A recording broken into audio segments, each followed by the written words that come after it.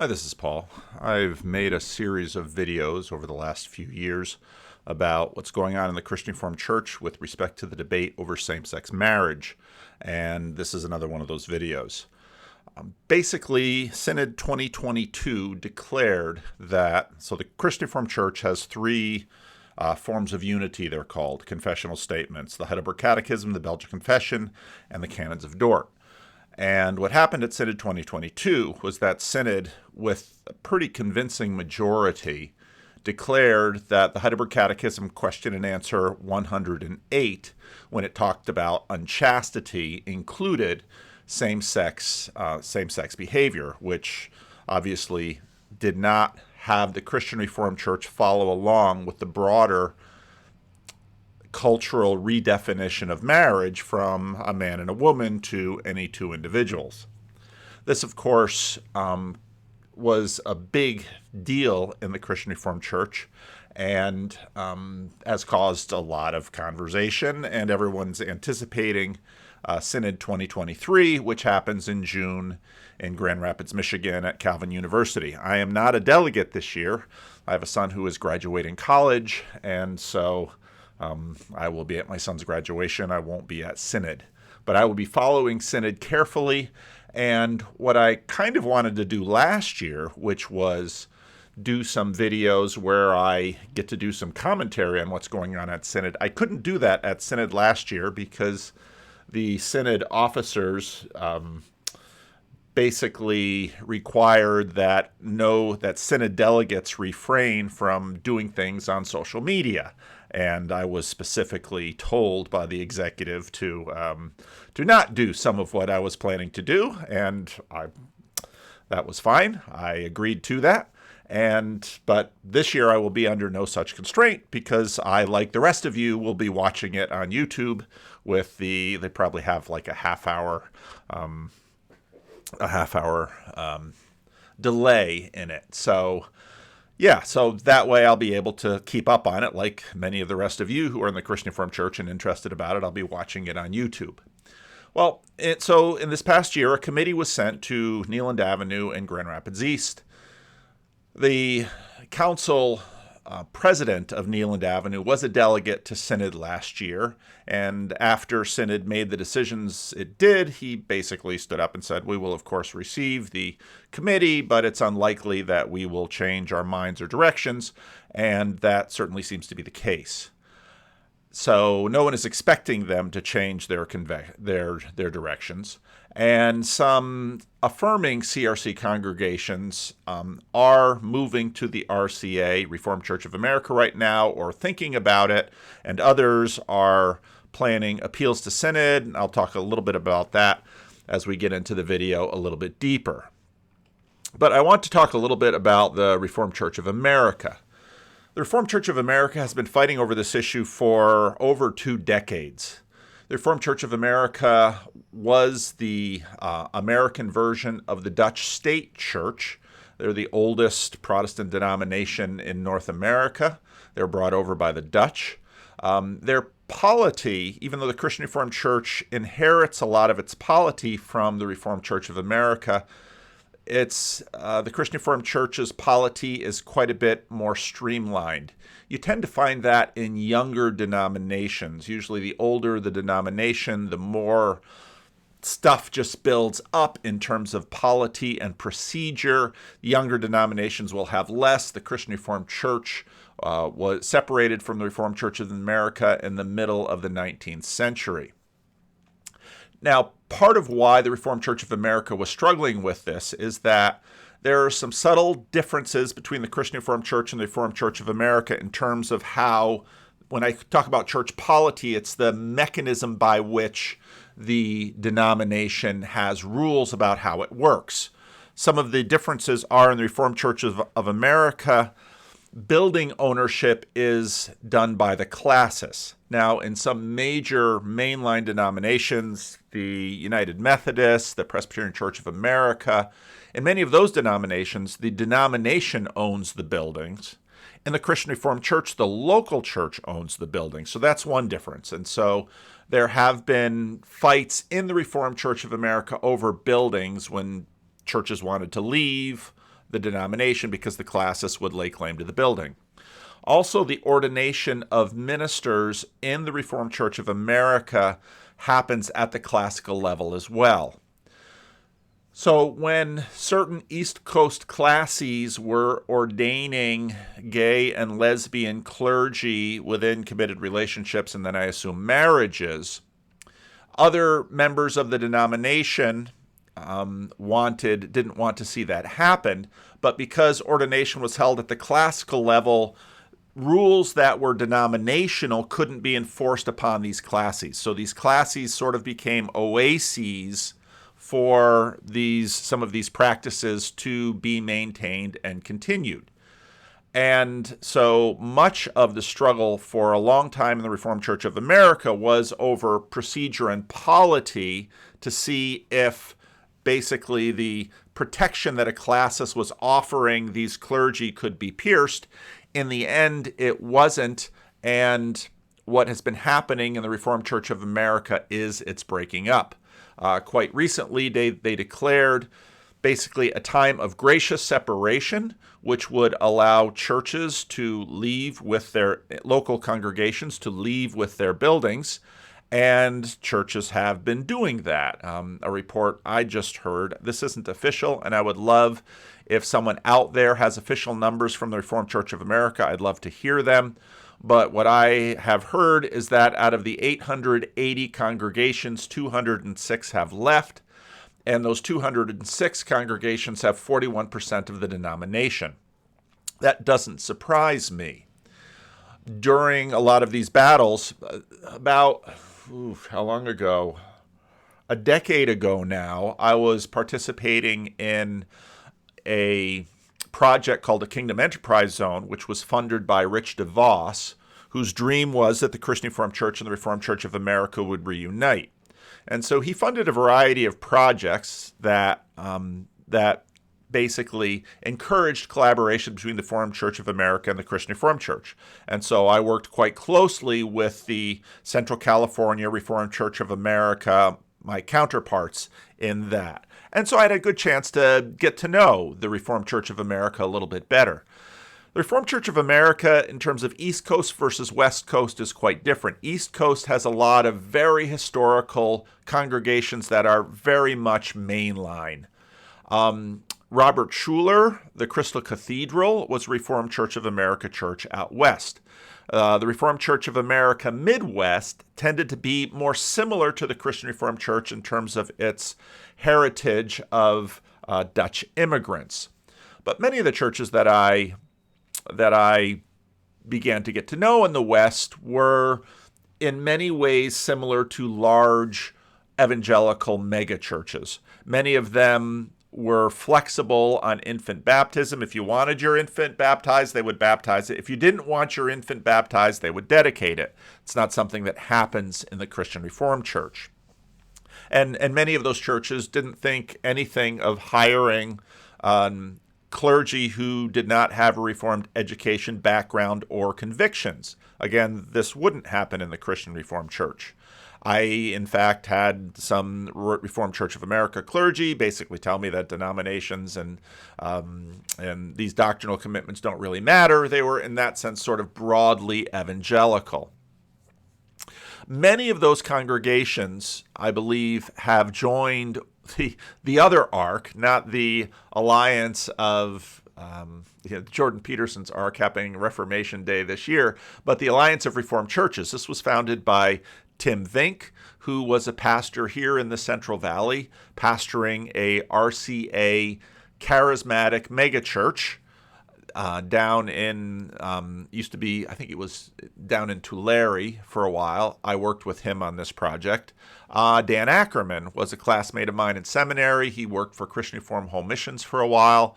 And so they were sort of the two guys who really helped get this Alliance of Reformed Churches started. And one of the pieces in the Alliance of Reformed Churches were less denominational assessments that in the Christian Reformed Church, that's ministry shares, flexibility on infant versus believer baptism, and a variety of these things.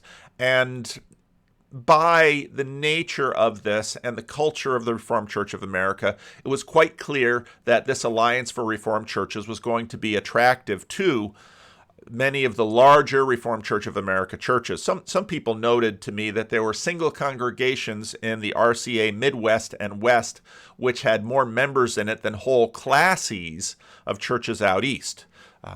Paul Schrader, a couple of years ago, did a film, First Reformed, and kind of would give you a sense of what some Reformed churches are like out east. They've got historic buildings, but they have very small congregations.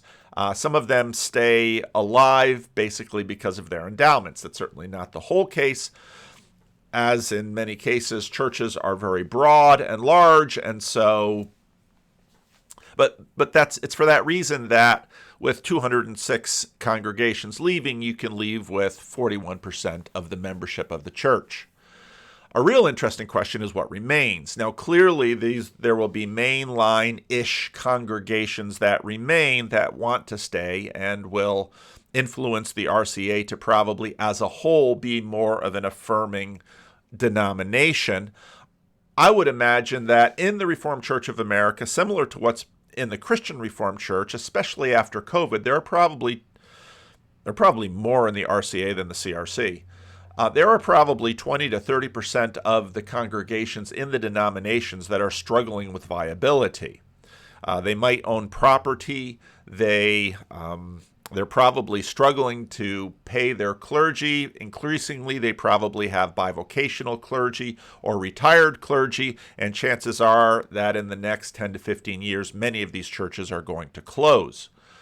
Many of these churches won't have the energy or the wherewithal to actually make a move out of the denomination, which means that what's left of the Reformed Church in America will likely have a larger percentage of churches that are sort of in their end of life, a larger percent of churches that are in perhaps this strange endowed state out east of very small congregations, but just having enough money to keep things going, and then other churches that are a little bit more robust and mainline-ish. And so I think some Christian Reformed churches that are along the lines of affirming might look upon this as a good option for them. I don't think it probably will be. Now, a couple of years ago, I hosted a conversation with my friend Andrew Bjunk from British Columbia and some other CRC and RCA pastors in British Columbia. Conversations between those churches were well underway.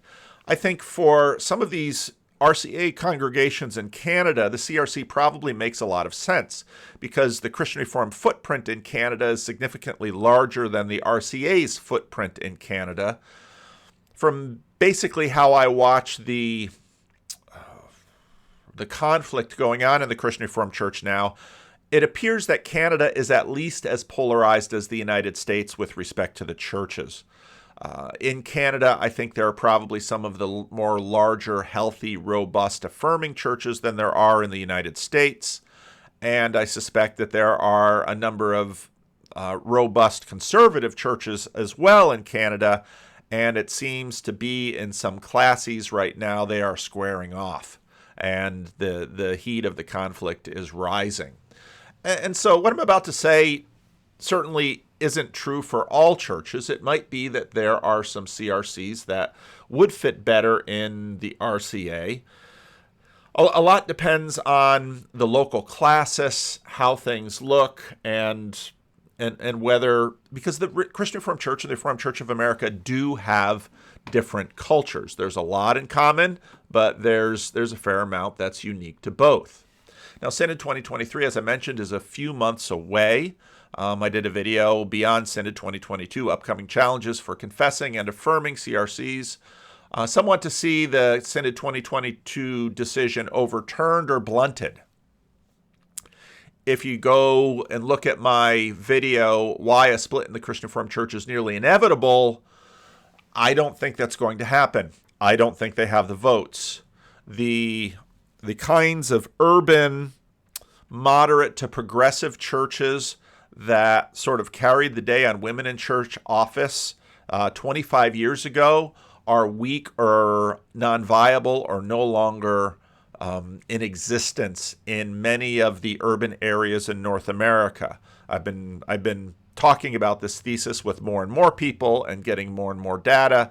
So North Jersey, which is the New York area, Toronto, Chicago, Los Angeles, San Francisco, even in my own classes, 30 years ago in the San Francisco Bay Area, there were a number of healthy, thriving, robust Christian Reformed churches that, in terms of the Christian Reformed church playing field, would have been moderate or moderate to progressive in terms of the Christian Reformed church playing field. You have to understand that that's very different from the overall ecclesiastical landscape in North America.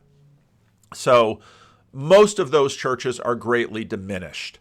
And the side of the Christian Reformed church that has not atrophied at the rate of Christian Reformed churches in those urban areas have been more conservative, suburban and rural agricultural Christian Reformed churches. Those are the churches that tend to be thriving and doing better now. And it's for that reason that Christian Reformed churches are, on the whole, getting more conservatives. Some are looking for some sort of a pause. My concern is, well, actually, I don't think we're going to see a pause. I don't think we're going to see the 2022 decision overturned or blunted.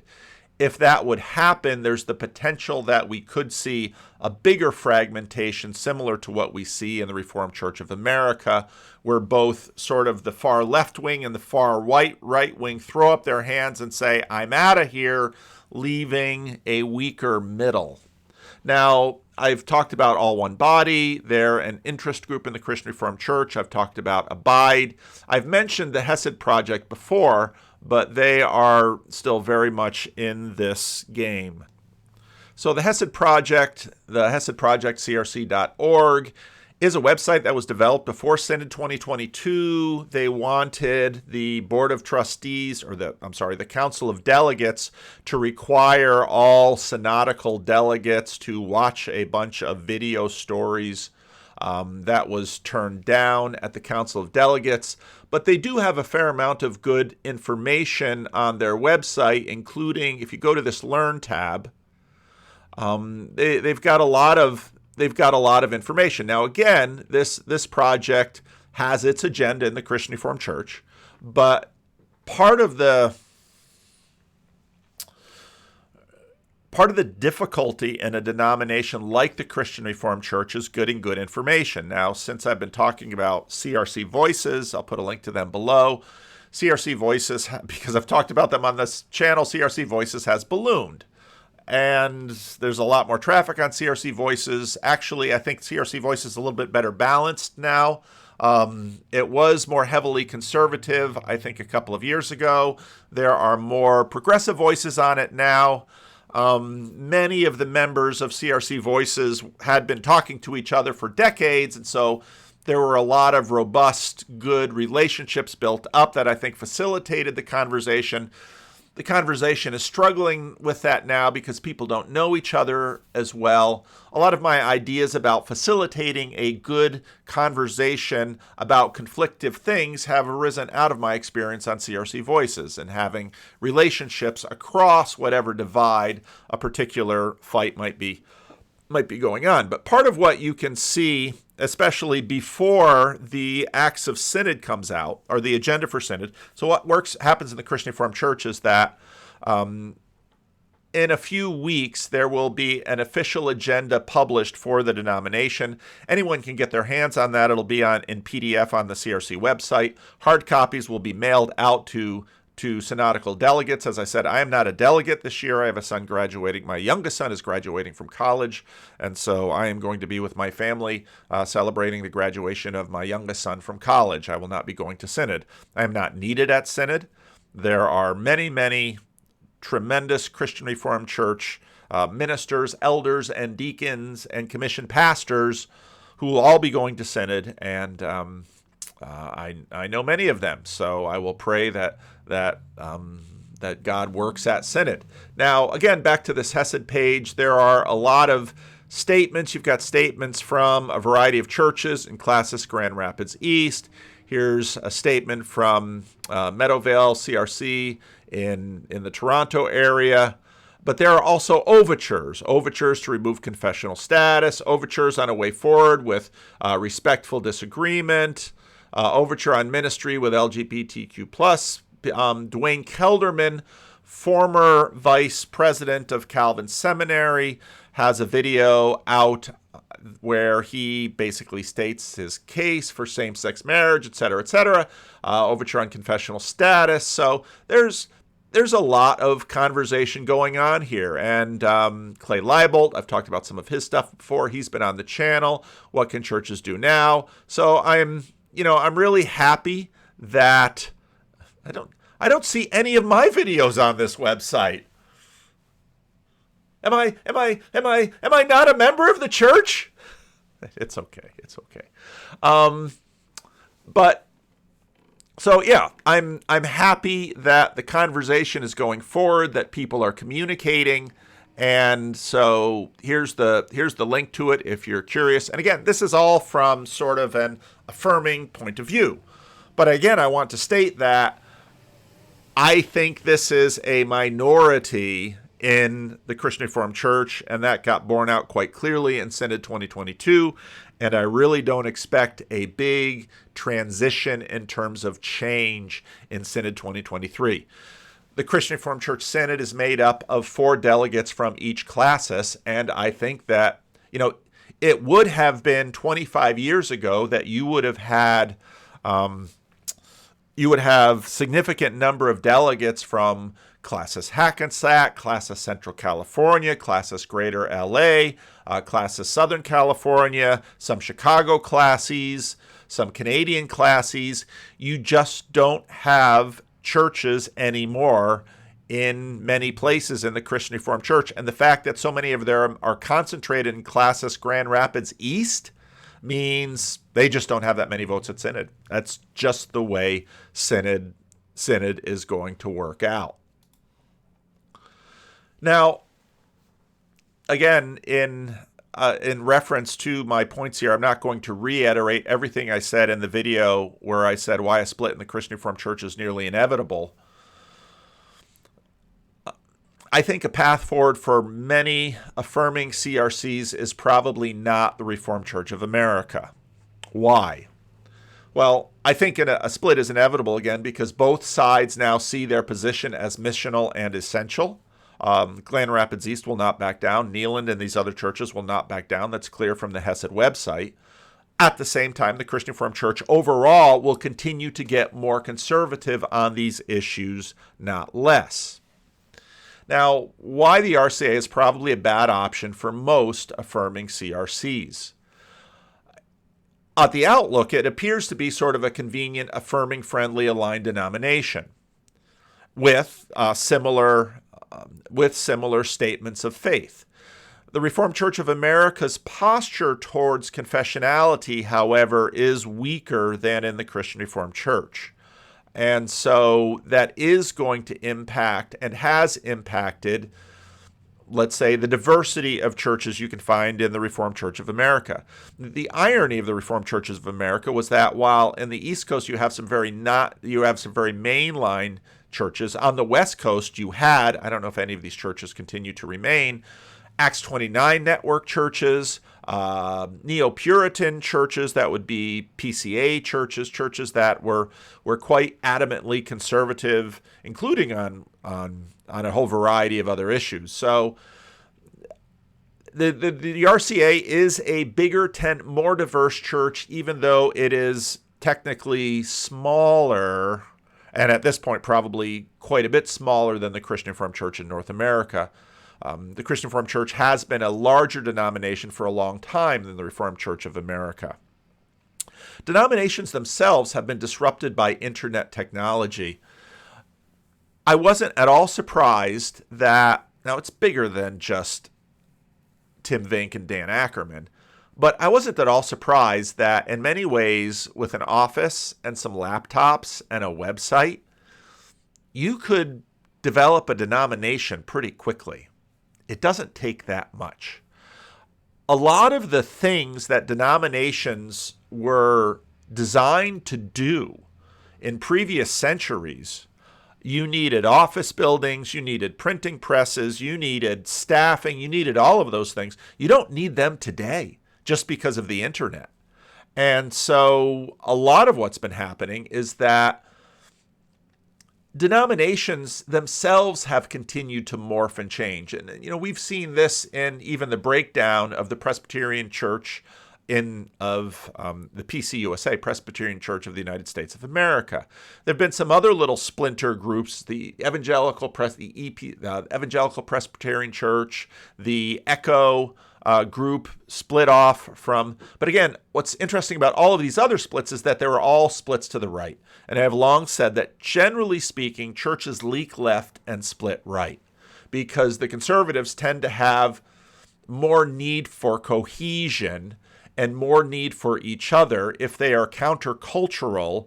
That's just sort of a countercultural dynamic that Lyle Shaler, an early church growth guy, pointed out in his books years ago. Also, the Reformed Church of America has a ton of legacy stuff. They are constitutional. The CRCs polity is a little bit lighter, a little bit more flexible. Part of the reason that I think that we're not going to see a similar situation in the Christian Reformed Church as we saw in the Reformed Church of America, again, is because already being born only 100 years ago by seceders, the Christian Reformed Church was already a tick over towards denominational or congregational because local churches owned their buildings. Secular courts would only get involved if, let's say, there's a disagreement within the local church, and then, generally speaking, the secular courts would apportion resources based on some sort of percentage of members who wanted to go one way or another.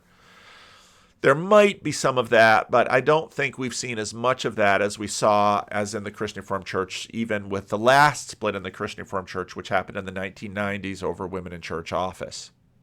So the CRC already has a slimmed down polity than the constitutional RCA. And I think that the problem is that when you join the RCA, now you are bound by all of those new rules. And I think it's going to be very difficult to sort of see where the RCA is going to go with all this stuff. Because on one hand, they've lost a significant amount of their body weight, which has changed the composition of their denomination. And so, it might be that, in fact, ministry assessments, which have always been quite a bit less than the Christian Reformed Church, though that's in terms of what's going on in the Christian Reformed Church with ministry shares, is a whole nother conversation that I'm likely not going to make a video about.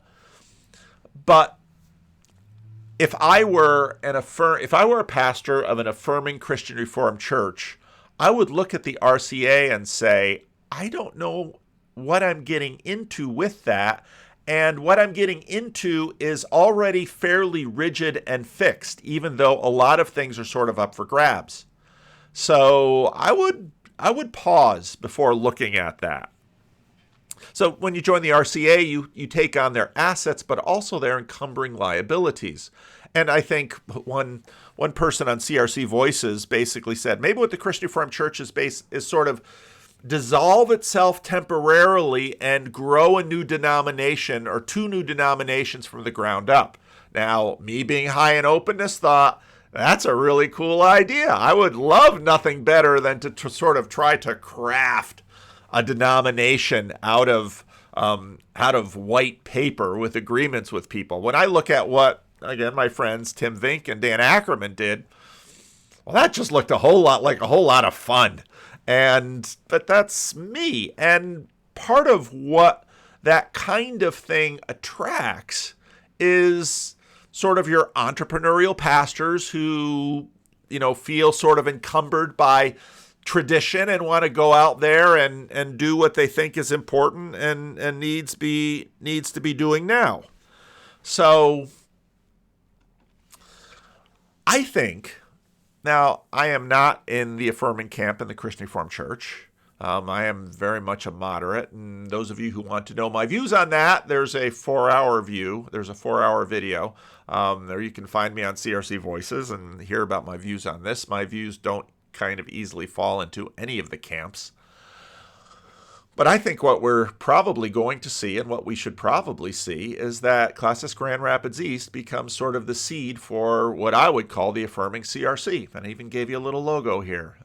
You're free to name yourself, of course. But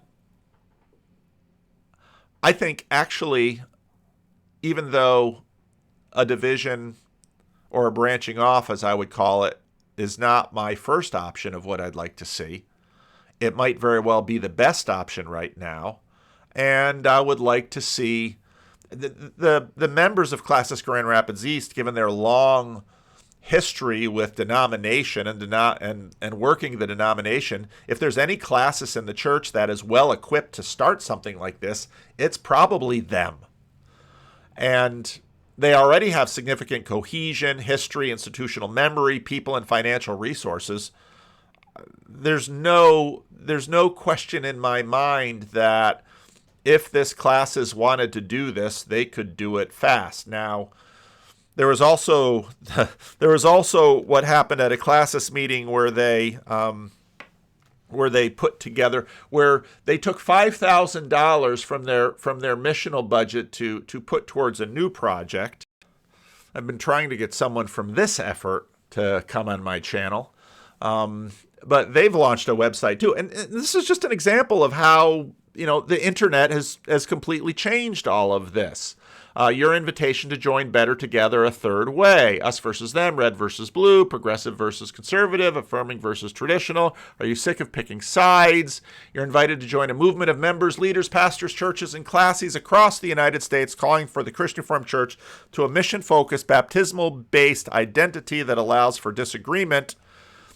The difficulty of this is, this is what the CRC had before the Neeland announcement, and because Classis Grand Rapids East had statements on their websites long before Neeland, so this is what the CRC had, and I don't see the CRC going back to this. Now, that being said, again, the Christian Reformed Church is a small denomination. Kyle Brooks, I know Kyle, he's in my classes.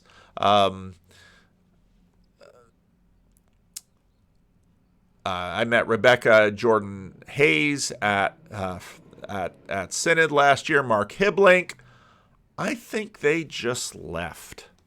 So this is Mark Hiblink's church. Mark and I have been on. Again, the Christian Reformed Church is a small place, and so you get to know people. And he was a church planter in Austin, Texas. Sunrise Community Church, weirdest little church in Texas. They have a big homeless ministry. That's Mark here in the middle. And I heard word that they switched to the RCA. So Better Together didn't last long for him if that's the case. Roger Nelson, Joel Shears, Dave Struck, another New Jersey guy. So, good leaders here, but I don't know that this effort is going to bear the fruit that they hope it will bear. And I think actually, again, I think we would probably see one or two classes in the U.S., one or two classes in Canada, probably a Grand Rapids-based classis, and then maybe a Western classis and then maybe an Eastern and a Western Canadian classis, one in the Toronto area and one in perhaps British Columbia, and actually what I think, and then this group should then work hard on negotiating the institutional collaborations moving forward. Calvin University is one of the big questions in all of this.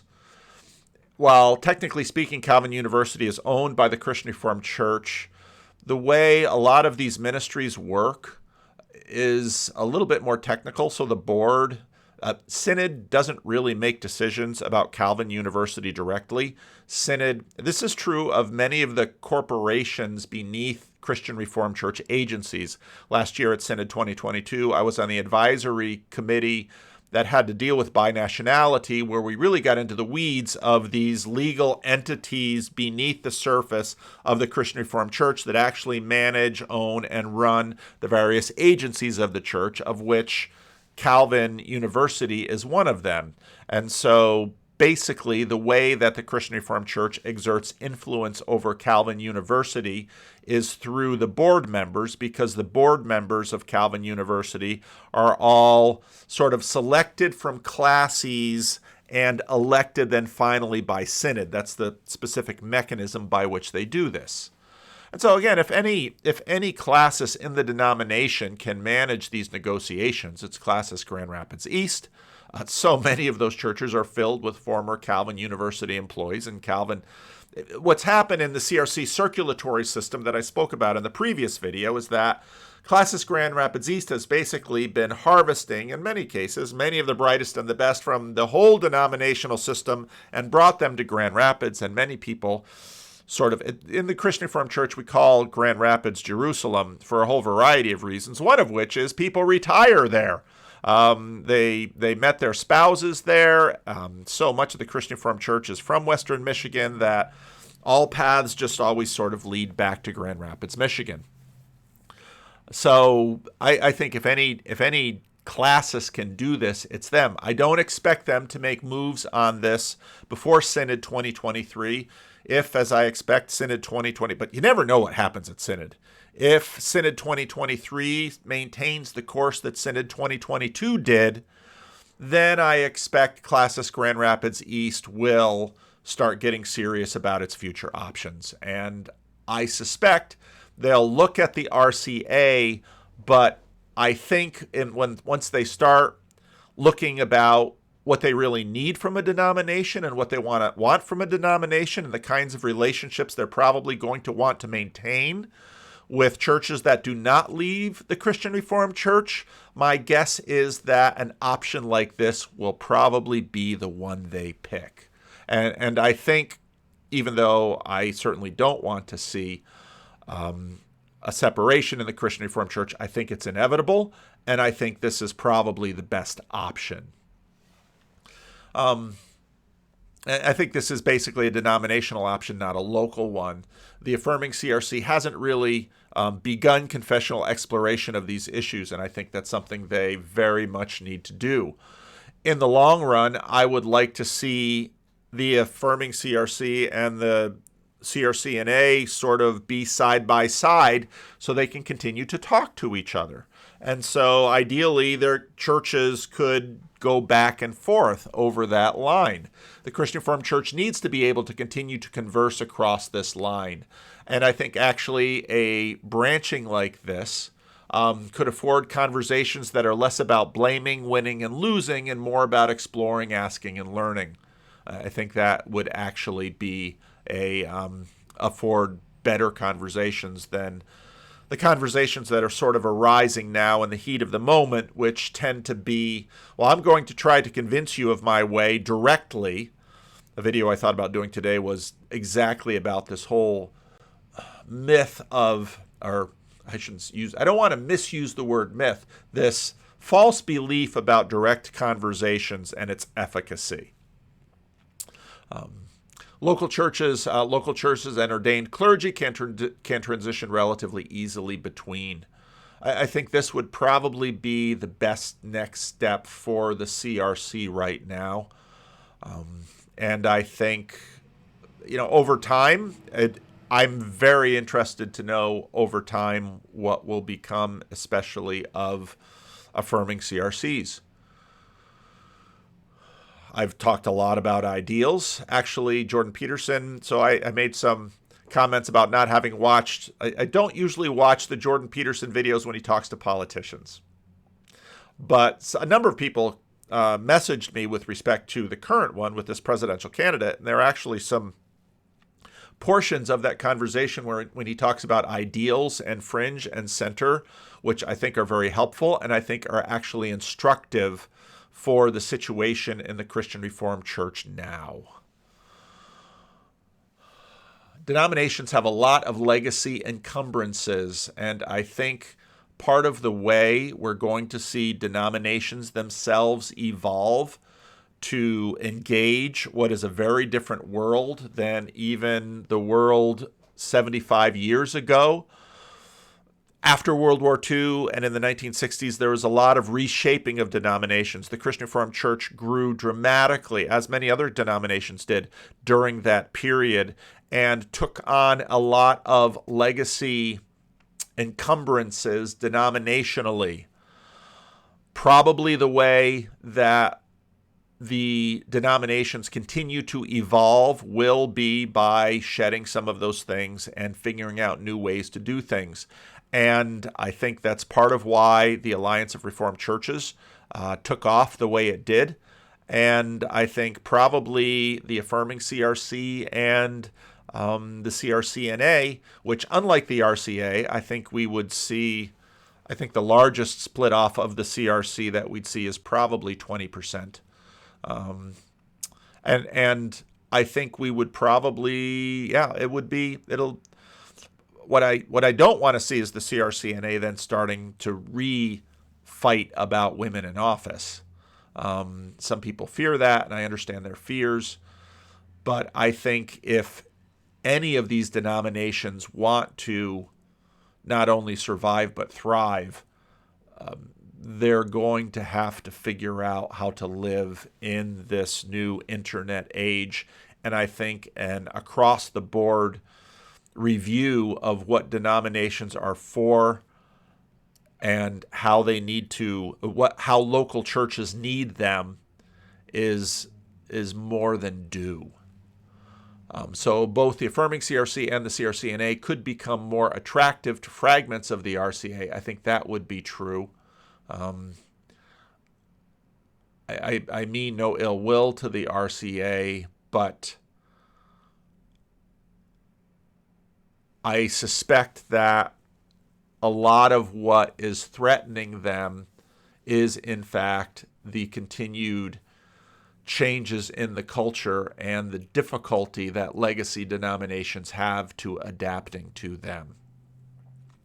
Polity, building ownership, ordination is more flexible, finding some wins in areas that are completely disconnected from this current fight. There is so much that churches need to do to missionally engage their context today. This particular fight, while important, and I think the confessional conversations need to go on with respect to these, one sure way to lose your denomination or your ecclesiastical body is to have decades of intractable conflict where nothing gets resolved. Nobody wants to sit in the middle of that. So, yeah, I don't think the RCA is the best way forward for affirming CRC churches. And I think I think they've been over this year kind of going through stages of grief. I think especially after Synod 2023, if they lose again, I think they're going to realize that they're going to need to stop grieving and start thinking about the future. And there could be some really exciting and creative things ahead for them.